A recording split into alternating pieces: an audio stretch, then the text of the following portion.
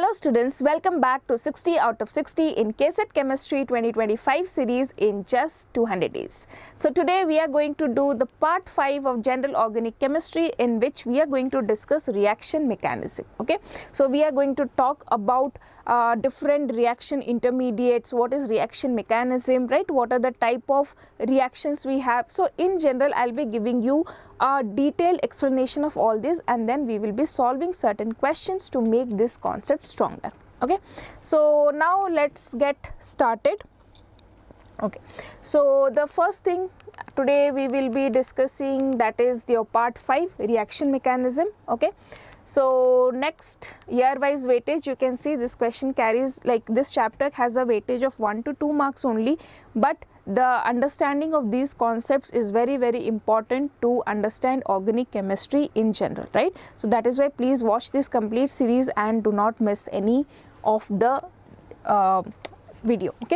Okay, one more thing I want to tell you students about the PU2 Success Blueprint test series. So this test series is designed to help you to get 95% and above in your board examinations, and in this test series there are 12 mock tests, which includes 4 part tests and 8 full length papers based on the latest syllabus and the pattern. Okay, apart from the question paper, you will also be getting one shot revision videos, solution PDF, as well as detailed solution videos and the doubt clarification classes. Okay, so and all this you can avail at a discounted price of 599 rupees only. So do not delay further, please go to the description section, you can find the link there, click on the link and buy the test series if you want to top your PU board examinations. Okay, let's get back to our class today.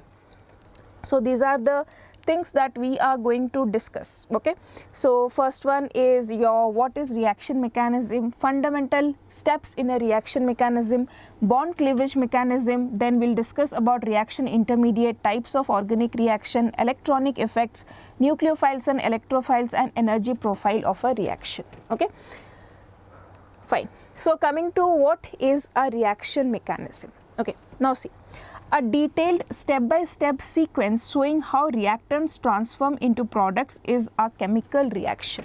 Okay, now you can see here that whenever a reaction happens, we all know what is a reaction, when a reactant changes to products. Okay, so when a reaction changes to products, the reactant is called as substrate. Okay, and it reacts with something.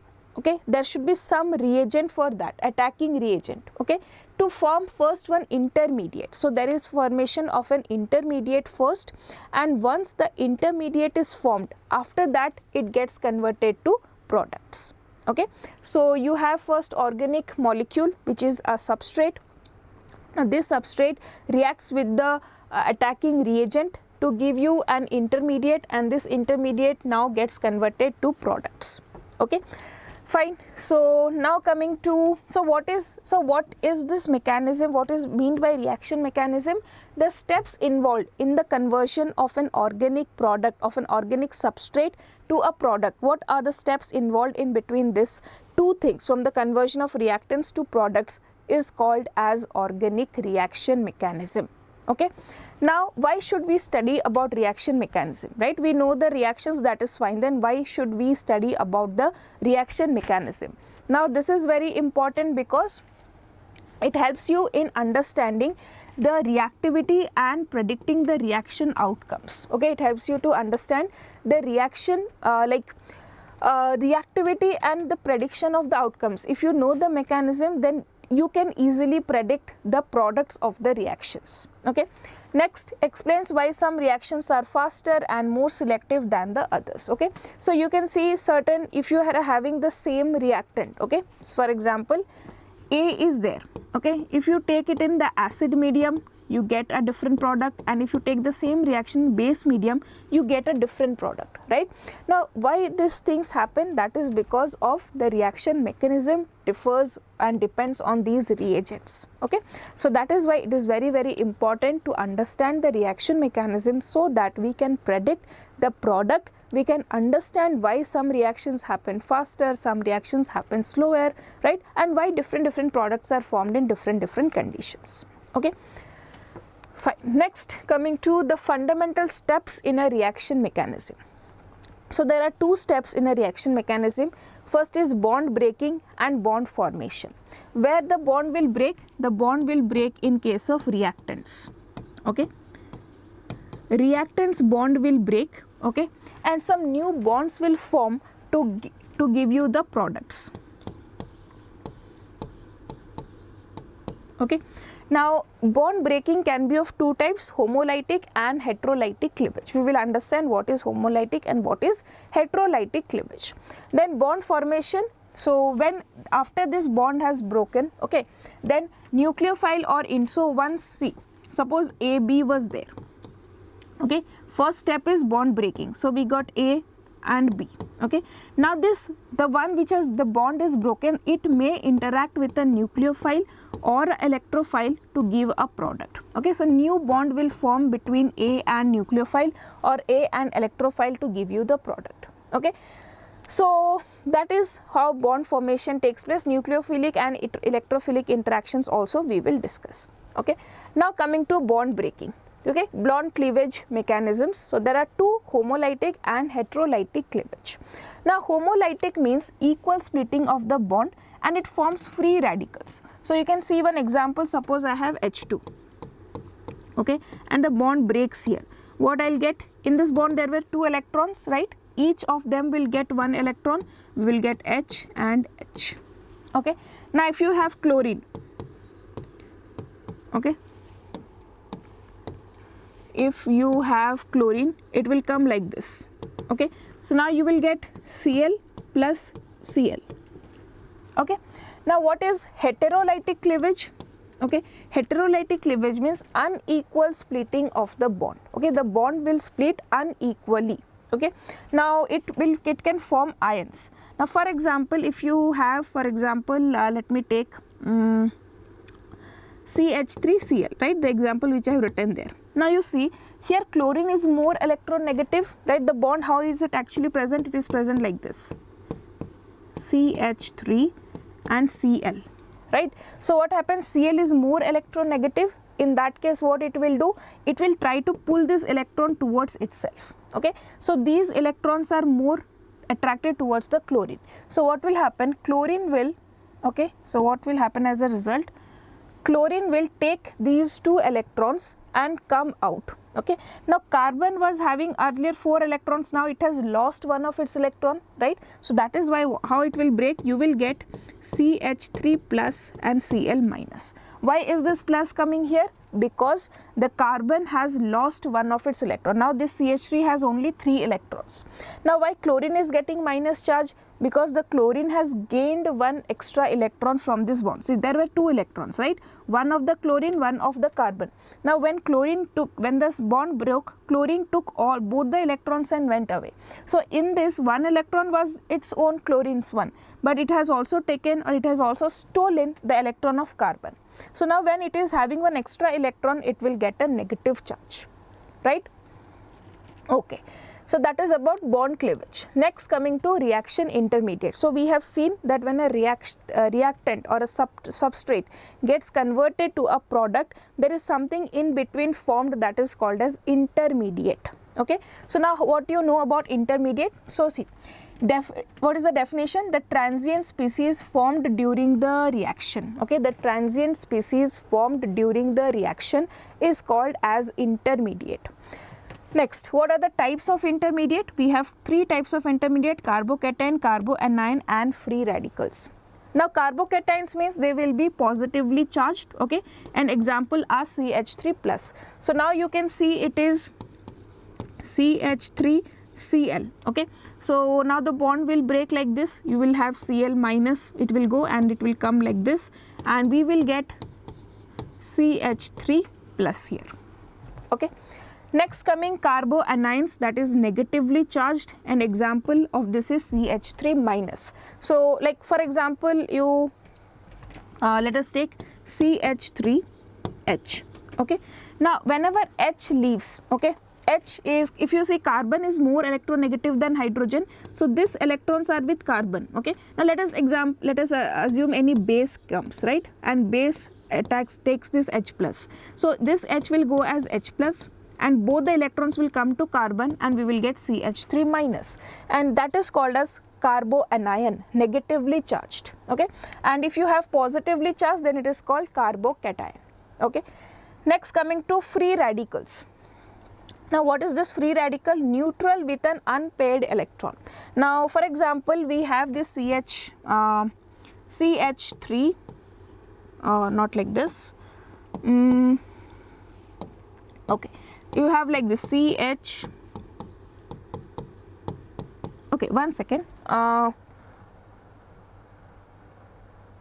Okay, heterolytic we discussed, right? Okay, fine. So now here suppose the bond breaks like this, heterolytic cleavage takes place. Okay, then what I'll get here? I'll get CH, okay, and Cl dot, CH3 dot and Cl dot. Okay, CH3 dot and Cl dot. So this type of species, okay, where there is one odd electron. Okay, now you see 1 2 3 4 5 6 7 electrons are there. One odd electron is there which is not paired, right? So these type of species are called as free radicals, and you can see carbocations are positively charged, carboanions are negatively charged, but these are free radicals with neutral charge. Okay, they are neutral, they do not have positive charge or negative charge. Okay, now you can see example CH3 dot. Okay, fine. Now coming to the most important thing, that is types of organic reactions. First one is substitution, addition, elimination. Now something you should know about substitution reaction. So substitution reaction means, suppose I have CH3Cl, okay, and I am reacting it with OH minus. Okay, so this OH minus here is what? Reagent. Okay, now reagent can be electrophile or nucleophile. We will discuss what is electrophile or nucleophile. Okay, but understand, this is substrate. Okay, now this is reagent. So here what will happen, this OH minus will come and attack on the carbon. Okay, means this, so what is the product formed here? The product formed here is CH3OH. Okay, so now what you mean, what you see the difference between this one and this one? In this one, this chlorine, okay, this chlorine got replaced with OH group, right? So that means this OH group has substituted the chlorine, right? So that is why this is called as substitution reaction. Okay, now example, any other example if you take, like CH4, okay, plus I'll do Cl2. Okay, in this case also I'll get the product like this, CH3Cl. So here what is happening, one of the hydrogen is replaced with chlorine. Okay, so this hydrogen has come out and there is one chlorine here also present, and you will get a byproduct as HCl. Okay, so that is the meaning of substitution reaction. When everything is present, correct, only one atom is replaced by another atom. Okay, that is called as substitution reaction. Okay, now let us understand the next type of reaction, that is addition reaction. Now always remember, for addition reaction you need a double bond. Okay, yeah, please remember this one for 1 second. What happened this one? Okay, let me select the pen. Yeah, so always remember, for addition we always need a double bond. Okay, and generally two types of double bond we study. One is double bond or triple bond.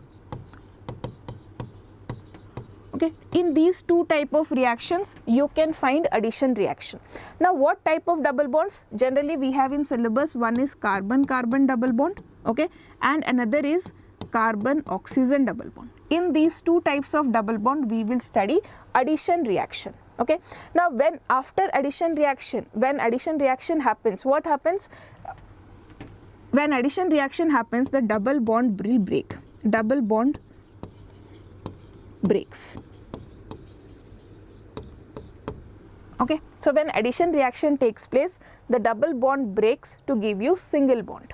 Okay, so now let us take one example here. If you have like this H2, okay, so now what will happen if H2 is added to this double bond? What will happen? This double bond will break. Okay, first step is, you can imagine like this, the double bond has broken. Okay, now there is no double bond. Now you see there are two hydrogen, Okay, each carbon is having three bonds. The carbon always has 4 bonds, right? So what will happen? These 2 hydrogen will form one bond with this one.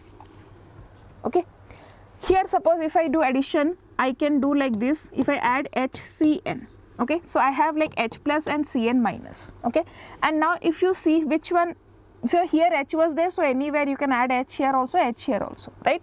But next what happens, if you see, if you add HCN, now whether H will add to carbon or oxygen and Cn will add to carbon or oxygen, how will you know that? So that happens by the checking the side. Now see, oxygen is more electronegative, that means what? These electrons will be more closer towards the oxygen, so oxygen will have a small negative charge. Okay, compared means oxygen is more electronegative, carbon is electropositive. Now that means this negative will attract the positive. So now if I break this bond, okay, if I break this bond, okay, now what will happen? This delta minus will attract this H, okay, and the C will attach this Cn. Clear? So that is another type of addition reaction on carbonyl compounds. Okay, so we have addition reaction on alkenes, we can have addition reaction on carbonyl compounds. Okay, these 2 addition reactions we have in our syllabus. Next, coming to elimination reaction. In elimination reaction, always remember product is alkene always or alkyne. Okay, so atoms or groups are removed to form a multiple bond. Okay, now here suppose I'll give you one example.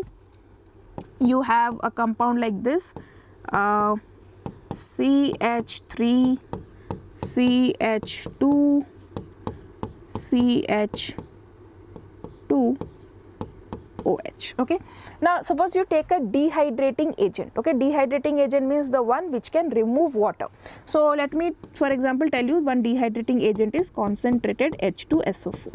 Okay, next what will this dehydrating agent do? It will remove this H and OH. Okay, it will remove this H and OH. Now see, now this carbon one valence is missing, this carbon also one valence is missing. So whenever there is elimination or there is some removal, we will find a double bond there. So you have removed from these 2 carbons, so you have to connect these 2 carbons with a double bond. So what will I get like this? CH3 CH double bond CH2, CH3 CH double bond CH2. Okay, clear? All the 3 types of reaction. Substitution reaction means there is one single bond will break. Okay, here you should remember a sigma bond. Okay, a sigma bond is broken. Okay, one sigma bond is broken and in place of that another sigma bond is formed. Clear? In addition reaction, double bond is broken and single bonds are formed. In elimination reaction, single bonds are broken, double bond is formed. Right? So let us write down this one in a tabular form. So if you want to understand in this in terms of bond, okay, so I'll make a column like this. Okay, here is the type of reaction. Okay, here I'll write bond cleavage or bond broken, and here I can write bond formed. Okay, now if for the first type of reaction, that is your elimination, that is your substitution reaction. Okay, in substitution reaction, which type of bond breaks? Single bond will break, or to single bond you can represent it as sigma bond, and sigma bond only will form. The bond form will also be single bond and sigma bond. Next, in case of addition reaction, your pi bond breaks. Okay, this is a double bond, pi bond will break and sigma bond will form. And in case of elimination reaction, what will happen? Sigma bonds will break, in the case 2 sigma bonds will break and a pi bond will form between the 2 carbons. Okay, so understood the difference? Okay, now let us move forward to understand what is nucleophile and electrophile. So this is very important. See, when I told you about substitution reaction, okay, when we discuss substitution reaction, I told you that we have CHH, okay, Cl, and here OH minus is there. Okay, this is a reagent. Now the reagent can be of two types, one is nucleophile and the electrophile. Now if this reagent is electron rich species, okay, then we call it nucleophile. Okay, if the reagent is electron rich species, then we call it as a nucleophile. Example, OH minus NH3. Now OH minus, you can see there is a negative charge, so you can say that it is electron rich. But how can we say that NH3 is electron rich? Come back to the chemical bonding structure of NH3. So if you see NH3 structure is nitrogen has 5 valence electrons, right? 3 it forms bond with 3 hydrogen, right? So I can write like this. Now nitrogen has two nitrogen has one lone pair of electrons. This pair of electrons is not involved in any bonding, right? These electrons are free for nitrogen, it can use that anytime. So that is why this electrons of nitrogen are called as, because of these electrons present in the nitrogen of ammonia, it can be as a electron rich species. Okay. Now if it is an electron rich species, that can also behave as a nucleophile. Okay. Now coming to electrophile. Electrophile are electron deficient species where there is no electron, okay, less electron. So if you see, the very common example is H plus. H has only one electron. If it loses that one electron also, it becomes H plus. It has no electron, or I can say 0 electron. So it is electron deficient species. Now coming to AlCl3. If you see AlCl3, right? So aluminum has 3 valence electrons and it has formed 3 bonds. But still, if you see, it has only 6 electrons, right? The octet is not satisfied. So it still needs 2 more electrons to satisfy itself. So it is a electron deficient species. Okay. So now how to know that whether nucleophile will attack or electrophile will attack? So that depends on the reagent. Now let us see this example. So this OH minus wants to attack on this carbon, right? Or let us see one reagent. Okay, I am just writing R. R tries to attack on this carbon. Now if you see, chlorine is very highly electronegative. This will be delta minus, this will be delta plus. Means this electrons will be more towards the chlorine, so it will be negatively charged, and carbon should be positively charged. Then what will happen? Now if you see, this reagent has to attack on this carbon. It is already electron deficient. So that means that opposite charges attract, right? That concept you have to use here. So if it is already positive, this one should be negative in charge, or it should be, that means this is electron deficient, this should be electron rich. Okay. So electron rich means it should be a nucleophile, right? So you can see it can be a OH minus. So OH minus will attack on this, and this chlorine will go out, and we will get CH OH. Okay, so this is what substitution, which one is substituted in nucleophile. So we call it as a nucleophilic substitution reaction. Okay, now let us see some other examples. For example, you have let me think another example where we can use the electrophile. Okay. So suppose I have like this, one second, you have a double bond, okay, and there is one like HCN, okay. Just now I have discussed the addition reaction of this one. Now what happens, you see, this double bond is behaving as a nucleophile. Double bond behaves as a nucleophile. Why? Because it has pi electrons, okay, and these pi electrons are loosely bound electrons. They are not very tightly attracted, okay. So these will behave as loosely bound electrons. So these electrons can go away, can come. So that is why we can say that carbon double bond acts as a nucleophile. Now if you see here, this is plus, this is minus, right? So if this is a nucleophile, this is an electrophile, so this double bond will attack on this hydrogen first, right? So what will happen, this bond will break and it will take this H. So what I'll get, so this bond has gone, so that bond is broken and one hydrogen is formed. Now you see, earlier this carbon, like you can say this bond will break like this, C minus and C plus, like that, okay. This bond will break like this, C minus and C plus. Now this minus attaches on this one and this is becoming C plus. Now this Cn minus is there, it will come and attack here, okay. That is how the mechanism takes place. Clear? Fine. Now we will understand about the electronic effects. Okay, the first effect we are talking about is inductive effect, very important effect. Now what is inductive effect? See, the polarization of a sigma bond due to the electronegativity of the atoms or groups attached to the chain. So for example, if you have HCl, right, as I told you, this has 2 electrons, chlorine is more electronegative, so this is delta minus and this is delta plus. So what is happening? The polarization of the sigma bond, this sigma bond is polarized due to the electronegativity of atoms or groups attached to the chain. Okay, due to the electronegativity of the carbon, what happens? These electrons are tightly attracted towards the chlorine.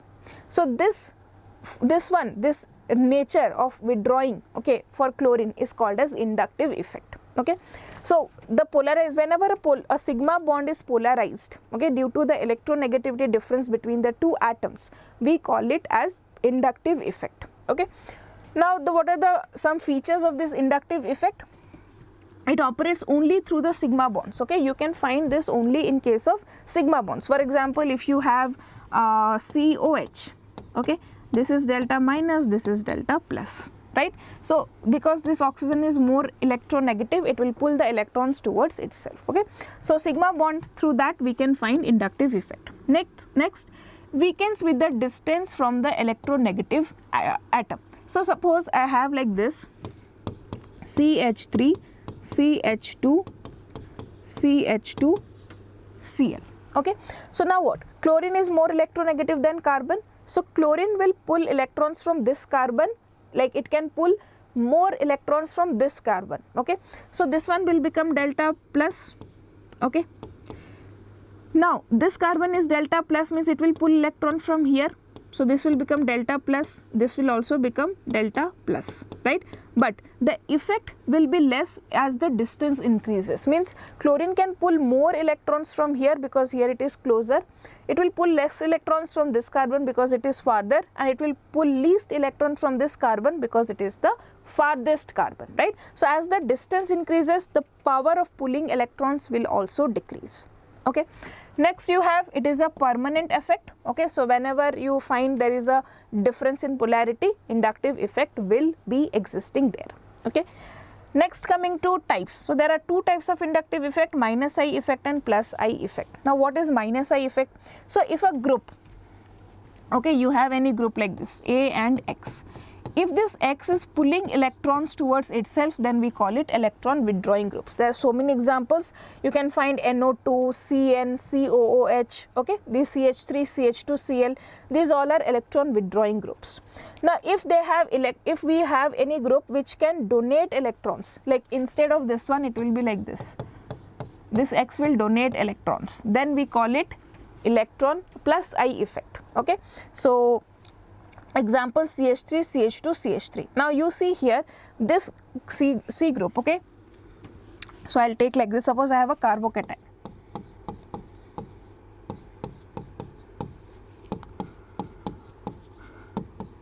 Okay, now what will happen? This C group will donate the electrons to this carbon.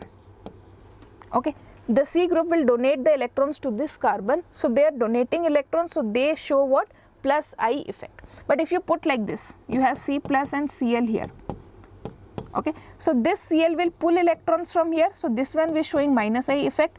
This one will donate electrons, so it is showing plus I effect. This one will also donate, so it is also showing plus I effect. Okay, clear? Fine. Next we'll go to resonance effect. Again, resonance is very important.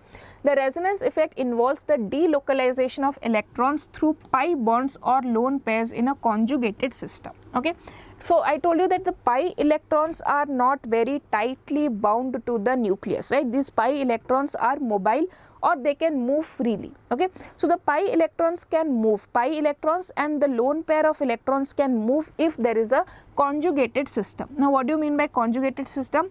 So one example of conjugated system is you have a single bond, you have a double bond, you have a single bond, you have a double bond. This is called a conjugated system. Okay, alternative single double bonds if you have, it is called a conjugated system. Or what else we can have? We can have like lone pair, okay, then you have a single bond, then you have a double bond, single bond, double bond. Okay, so these are the examples of conjugated system. Now let us understand in detail. For example, you have like CH3, okay, CH double bond, CH single bond, CH double bond, CH2. Okay, now you see there is double bond, single bond, double bond, single bond. I can say single bond, double bond, single bond, double bond, right?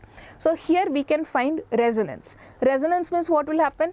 This pi electrons, okay, this can move here because they are mobile. This electron can move here, right? Now this electron moves here means this electron will move here. Okay, now why that is happening? See, when these electrons move here, let us understand this in detail. Okay, so suppose you have like this CH3, CH, CH, CH. Okay, let us do with bond, okay, then it will be more clear.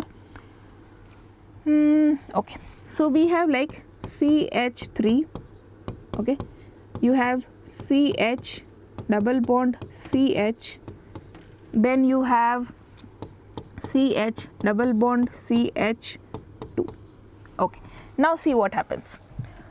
See, you can see a conjugated system, double single bond. Okay, you have to see only in case of carbon. Okay, these hydrogen bonds are not considered. Now that means what? These electrons can move here. Okay, if this electron moves here, a double bond will form here, right? Now if this bond is not there anymore, right, this bond has gone. Now see, there were 2 electrons here. Before there were 2 electrons. Now these both electron moved to this side. Okay, so but that means this carbon has lost one of its electron. This one carbon was from this C1, right? It has lost its electron, so it will gain a positive charge here. Now both the electrons have come here, right? These both electrons are present here now.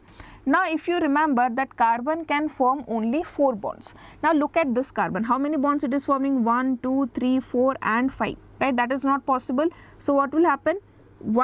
This bond, okay, this one bond will shift here now. Okay, if this bond shifts here, so what I will get? I will erase this one. Okay, this bond will come here.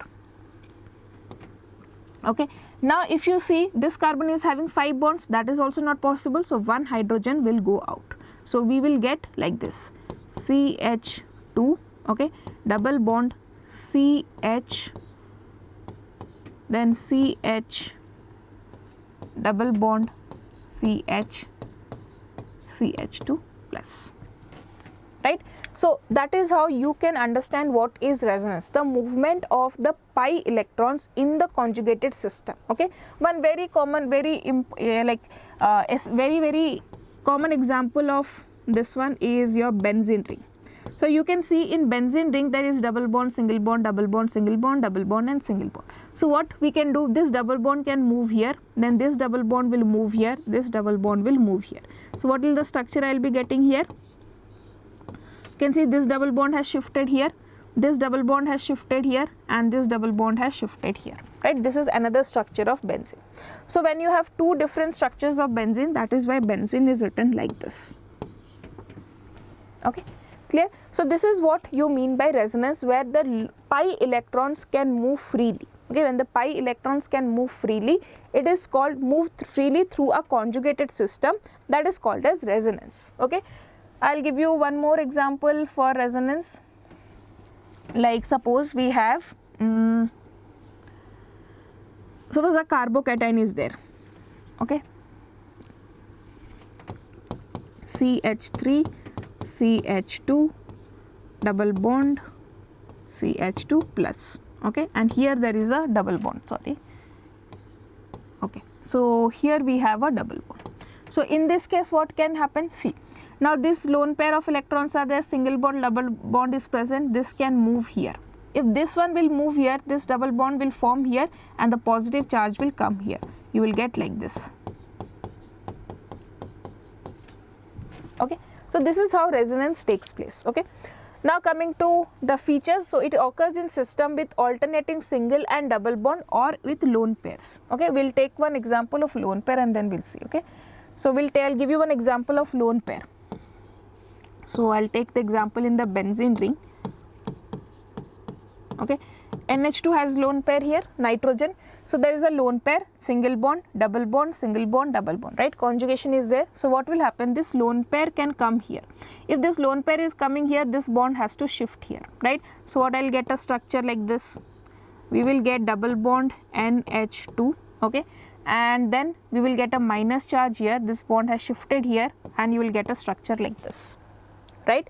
Now what we can get, again this bond can come here, this bond can shift here, right? So that is how the structure can be completed. Okay, this is just an example where lone pair is in conjugation with single, double, single bond. Okay, next coming to it stabilizes the molecule. Okay, whenever there is resonance, that molecule is more stabilized and it is also a permanent effect. Okay, next types we have two types again, like minus R and plus R. So this is very important when understanding the ring structures in benzene. Okay, so minus R means what? Electron withdrawing groups reduces the electron density, for example nitrobenzene. Okay, so now suppose I'll do nitrobenzene. Okay, you have structure like this, N double bond O O. This is nitrobenzene, right? You can see double bond nitrogen, single bond, double bond. Conjugation is there for lone pairs, and we know oxygen is more electronegative. So what will oxygen do? It will pull this pair of electrons towards itself. So what will nitrogen do? It will pull this pair of electrons towards itself. Then this pair of electrons will go there. So this type of groups are pulling the electrons out of the ring, right? The electrons are going out of the ring. So these type of groups are called as minus R effect. Okay, now there is something called as plus R effect, where electron donating groups increases the electron density. Means I'll give you the example of electron donating groups. For example, we discuss now NH2, or I have discussed, let me take that NH2 only. Okay, so you can see this lone pair is coming here, this bond is coming here. So in this case the electrons are entering the ring. Okay, so they are increasing the electron density of the ring. Such type of groups are called as plus R effect. And NO2 group is one which takes out the electron. So that is a electron withdrawing group, or minus R effect. We will give one more example of minus R effect. Okay, suppose you have like this. Okay, C double bond OH. Now you see oxygen is more electronegative than carbon. So oxygen will pull this electron. Carbon will become plus, so carbon is more, it will pull these electrons. So again the electrons are going out of the ring, right? So that is also a electron withdrawing group. Clear? So any group which pushes the electron towards the ring will be plus R effect, and which takes the electron from the ring, that is minus R effect. Okay.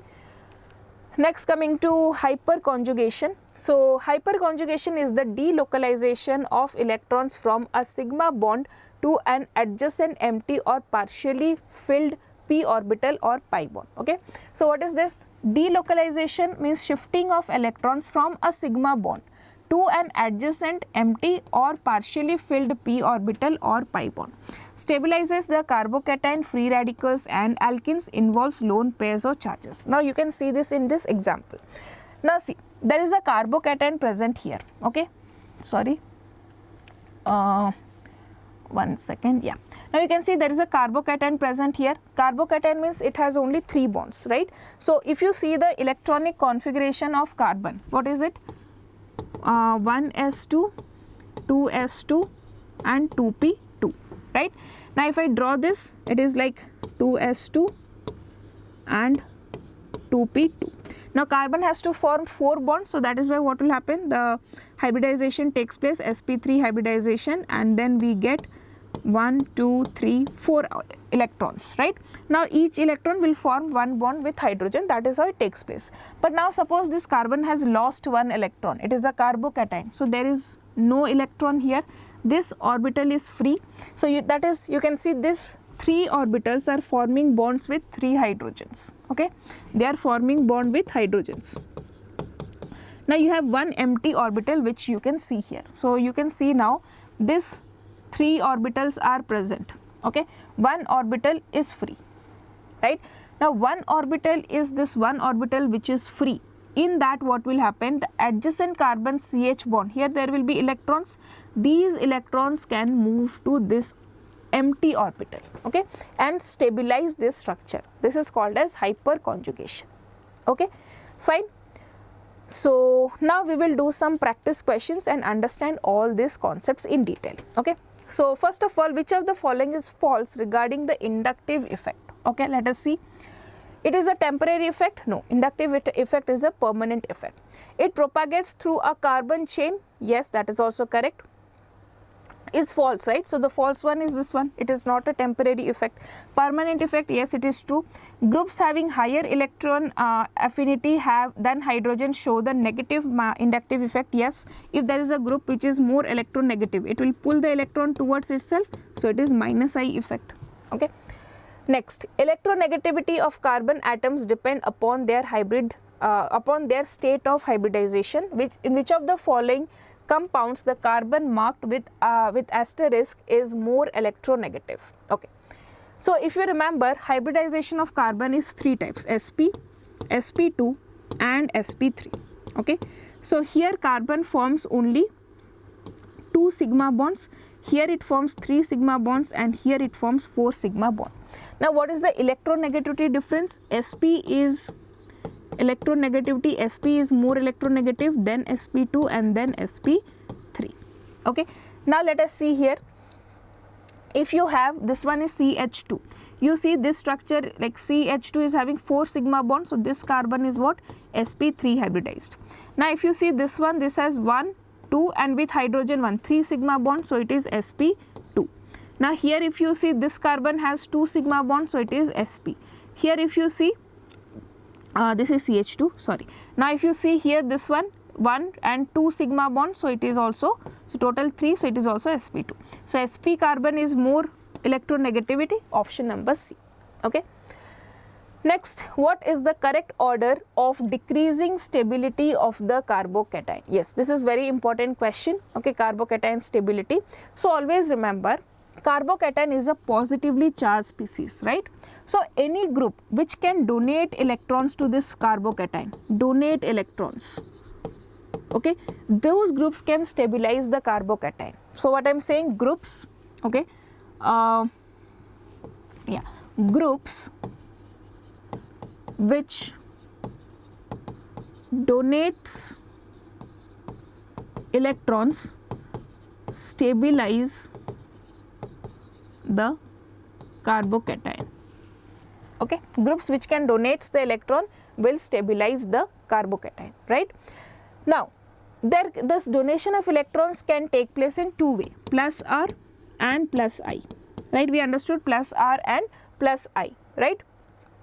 And plus H also, hyperconjugation effect is also there, right? So now, the order of their strength means which can donate better. So plus R, resonance effect is highest, then comes hyperconjugation, and then comes plus I effect. Okay. Now when we studied hyperconjugation, I want to mention one point here.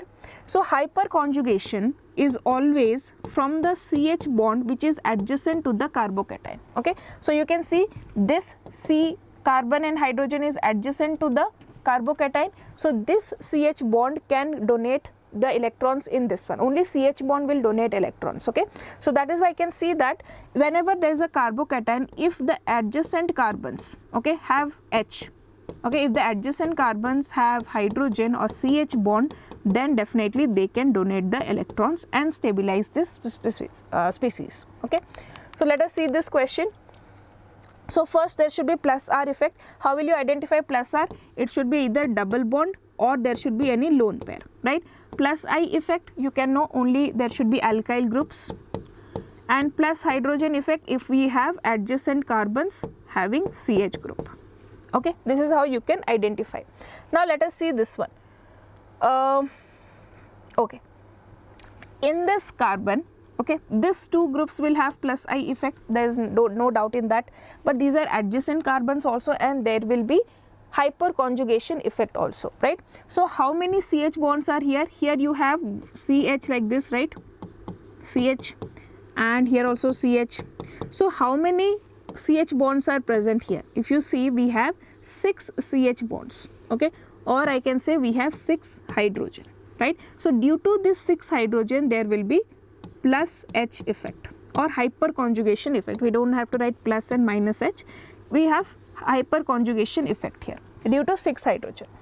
Now here if you see, okay, so if you see here there is lone pair, right? Now this lone pair can donate electrons here. So lone pair is because of resonance. So that is means resonance. Here the stability of this is due to resonance. Okay. Here also you can see adjacent carbon are there. So there will be inductive effect. There will be hyperconjugation effect also. But how many hyperconjugation effect will be there? Here 3 hydrogen, here 2 hydrogen. So you have 5 hyperconjugation effect, right? So now if I compare the decreasing stability, the least stable will be option number 3 because it has only 5 hyperconjugation effect, right? So least 3 you have option number 3, right? You have this is the least decreasing stability, right? Okay, one second. What is the order of the decreasing stability? Okay, so we have to select the most stable one, sorry. Okay, let me rewrite. So here what effect was there? Here there was hyperconjugation due to 6 hydrogen. Here there is resonance effect, and here there is hyperconjugation due to 5 hydrogen. Okay, so now if I see, the order is resonance, hyperconjugation and inductive effect. Resonance, hyperconjugation and inductive effect. Okay, so now if I see here, we have like more stable, right? This is due to resonance, so it will be more stable definitely. So option 1 or 2, we can eliminate this one. Now if you compare 3 and 1, right, here there is more stability. Why? Because 6 hydrogen is there. Here there is less stability because it has 5 hydrogen, right? So after 2, which one will come? 1 and then 3. So option number 1 is the correct answer here. Next, question number 4. Electrophilic addition reactions proceed with 2 steps. The first step involves the addition of an electrophile. Name the intermediate formed in the first step of the following addition reaction. So now if you see like this, it is CH3, CH, double bond CH2 and H plus, right? So I told you that this one will behave as a nucleophile, right? So there will be one, so how you can imagine, just break this bond, give one side minus and one side plus, right? That means both the electrons have moved here. So this carbon gains 1 electron, so it becomes minus. This carbon loses an electron, it becomes plus. Or you can do in the opposite way as well. Okay, we can do it in this way. Like this bond shifts here, this is minus and this is plus. So now H plus will attack on the minus. So what will I get? CH3, CH plus, CH2H, right? Now you can see this is what formed. This is a carbocation formed. So intermediate formed is a carbocation. Now primary, secondary, tertiary, what is it? I'll tell you. Now see, if a carbon is connected to only one other carbon, okay, then it is called primary. Okay, if the carbon is connected to 2 other carbon, okay, then it is called secondary.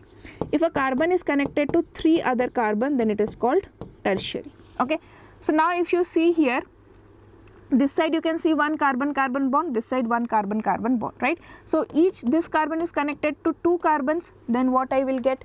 I will get a secondary carbocation. So 2 degree, not carboanion, sorry, carbocation we will get. So that is 2 degree carbocation.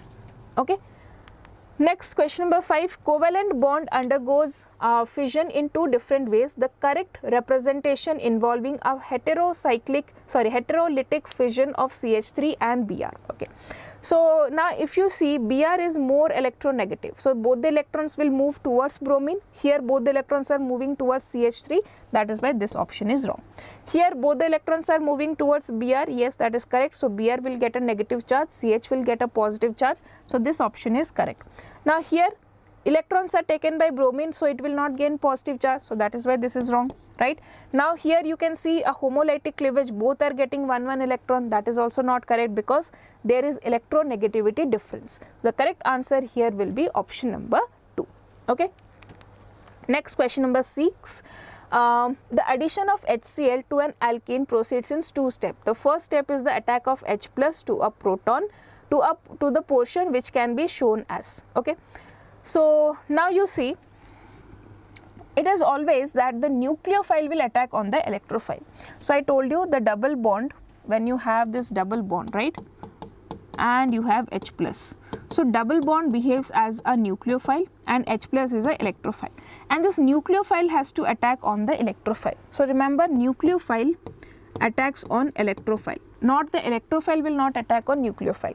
So the first one you can see the electrophile is attacking, so that is why that is wrong. The second one you can see that the nucleophile is attacking, so this is correct. Okay. Third one you can see again the electrophile is attacking on the center of the carbon, this is wrong. So electrophile will not attack, so option number 2 is the correct answer here. Okay. Option number 2 is the correct answer. Okay. Next question number 7. Number of hyperconjugation structures of isopropyl radical. So here I want to tell you a trick that the number of hyperconjugation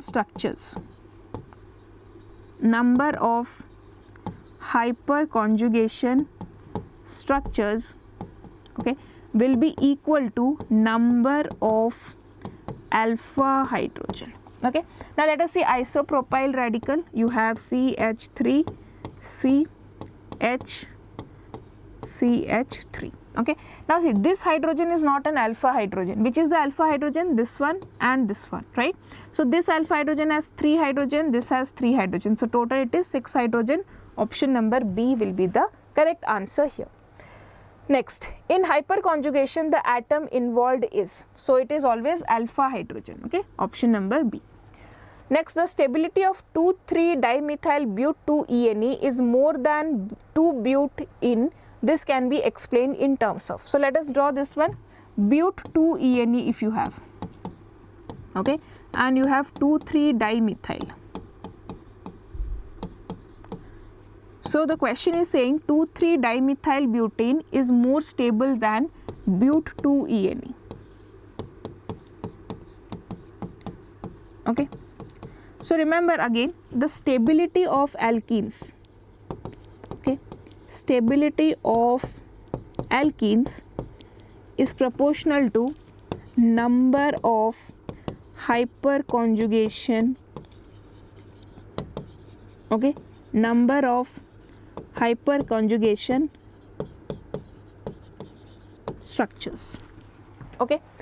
So if you see here, this double bond is there, this is alpha carbon, this is alpha carbon, this is alpha carbon, and this is alpha carbon. So each alpha carbon is having 3 hydrogens, so total we have 12 hydrogens. Okay. Now if you see here, this is only the alpha carbon and this alpha carbon has 2 alpha hydrogens, right? So this, since this is having more hyperconjugation structures, this is more stable, right? So what is this is explained in terms of hyperconjugation, or option number 2. Next and the last question, what is the decreasing order of stability of the carbocations? Again the same thing you have to understand based on the resonance effect, hyperconjugation effect, and plus I effect. Okay. So here you can see the first one, the CH3 groups are present, right? So if I draw the first structure, it is like this. Okay. So here we have plus I effect, okay, and we have 6 hydrogen hyperconjugation effect. Okay.